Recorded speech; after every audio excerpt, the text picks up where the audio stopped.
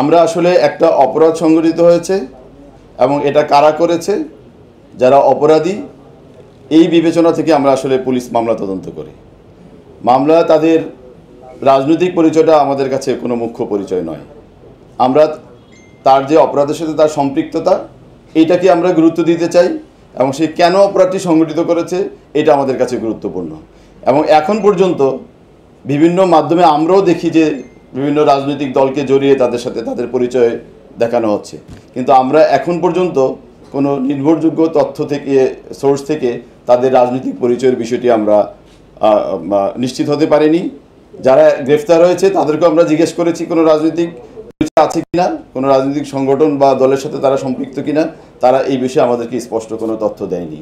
আমরা পরবর্তীতে অপরাপর আসামিদের গ্রেফতার এবং যারা এখনও আমাদের হেফাজতে আছে তাদেরকে আরও নিবিড়ভাবে জিজ্ঞাসাবাদ করব এবং এরকম কোনো পরিচয় যদি আমরা পাই আমরা এটি অবশ্যই আপনাদের সাথে বিনিময় করব। অ্যাকচুয়ালি যুব দল একটা রাজনৈতিক সংগঠনের অঙ্গ সংগঠন, তো তারা তাদের সাংগঠনিক কার্যক্রমের অংশ হিসাবে এজাহার নামীয় দেখেছে কিনা বা কোন বিবেচনায় তারা এদেরকে বহিষ্কার করেছে, এই বক্তব্যটা আসলে তাদের কাছ থেকে যদি আপনারা নেন একেবারে সঠিক তথ্যটা পাবেন।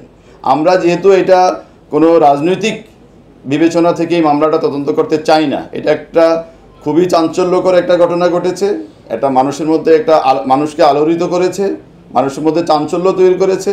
সো আমরা দেখতে চাই এটার মোটিভটা কি, এই অপরাধের কারণটা কি এবং কারা করেছে, এটার মধ্যে আমরা থাকতে চাই। এখানে রাজনৈতিক ইয়েটা আমাদের আসলে মুখ্য উদ্দেশ্য না। যদি কোনো কারণে চলে আসে সেটা অবশ্যই আমরা আপনাদের সাথে বিনিময় করব। আমরা এখন পর্যন্ত সোহাগের সম্পর্কে আমরা যতটা জেনেছি, এই ব্যবসাটা তারা একসাথেই করতো। তার প্রিভিয়াস কোনো অ্যাক্টিভিটি সম্পর্কে আমাদের কাছে এখন পর্যন্ত তথ্য নেই, তবে আমরা খতিয়ে দেখার চেষ্টা করছি যে সোহাগ কেন এই হত্যাকাণ্ডের শিকার হলো। এটা কি শুধু তাদের লাভের জন্যই, না সোহাগের এমন কোনো অ্যাক্টিভিটি আছে যেটার জন্য তারা ক্ষিপ্ত হয়ে ঘটনা ঘটাতে পারে। যদি আপনারা আবার নিউজ করতেন যে এটা পুলিশ মামলা নেয়নি, তাহলে জিনিসটা মানে একটা ভুল বোঝাবুঝি তৈরি হতো। তো আমি দ্বিতীয় প্রশ্নের উত্তরটা একটু আগে দিই আমি, যে পুলিশ মামলা নিতে চাইনি।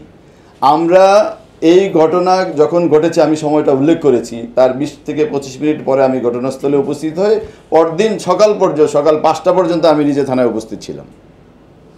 তো এই মামলাটা যে কে করবে, কারা করবে, সবাইকে ডেকে নিয়ে আসা এবং আসামিদের সাথে কথা বলা, কারা কারা এই প্রাথমিকভাবে তারা কাদের নাম বলে, এই সব কিছুর সাথে আসলে ব্যক্তিগতভাবে আমি উপস্থিত থেকে হয়েছে।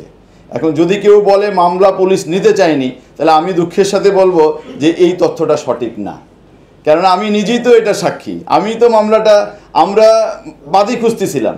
আমরা প্রথমে বাদীর এক ভদ্রমহিলা আসলেন যে উনি মামলা করবেন, তা আমরা বললাম যে আপনার পরিচয় কি, তো পরে উনি বললেন যে আমি সোহাগের ওয়াইফ। তো পরে আমরা খতিয়ে দেখলাম উনি ডিভোর্সড ওয়াইফ, সরি আমি ডিভোর্সড আর ওয়াইফ থাকে না, সে ডিভোর্সড। তা আপনারা বলেন যে একজন যাকে সে ডিভোর্স করেছে তাকে বাদী করা সঙ্গত হতো কি না, আমি এই প্রশ্ন যদি আপনাদের কাছে রাখতে চাই। তো এইরকম হয়েছে। তারপরে তার ভাইকে পেলাম, সে তার ভাই পরিচয় দিল, বলে যে এটা, পরে দেখলাম যে সে তার সৎ ভাই। আমাদের এক্সপিরিয়েন্স আছে, কিছুদিন আগে কেরানীগঞ্জে এরকম একটা ঘটনা ঘটেছে, সৎ ভাই মামলার বাদী হয়ে পরে আসামিদের সাথে আতাত করে মামলা বিক্রি করার মতো ঘটনা। তা আমরা আরেকটু সময় নিচ্ছিলাম যে আরও কাউকে পাই কিনা, বাবাকে খুঁজেছি, মাকে খুঁজেছি, পরে দেখলাম যে তারা মৃত্যুবরণ করেছেন, তারা ইহলোকে নেই। পরে তার আপন বোনকে সকালে আমরা খুঁজে পেয়ে তাকে আমরা বলেছি আপনি বাদী হতে চাইলে আমরা আপনাকে প্রায়োরিটি দিব। পরে আমরা তার আপন বোনকে বাদী করেছি। এটা হলো মামলার রেকর্ডের ঘটনা। তবে যেই ঘটনাগুলো আপনাদের কানে এসছে, আমি অত্যন্ত বিনয়ের সাথে বলবো এই কথাগুলো সঠিক নয়, যেহেতু আমি নিজেই ভোর 5টা পর্যন্ত থানায় উপস্থিত ছিলাম।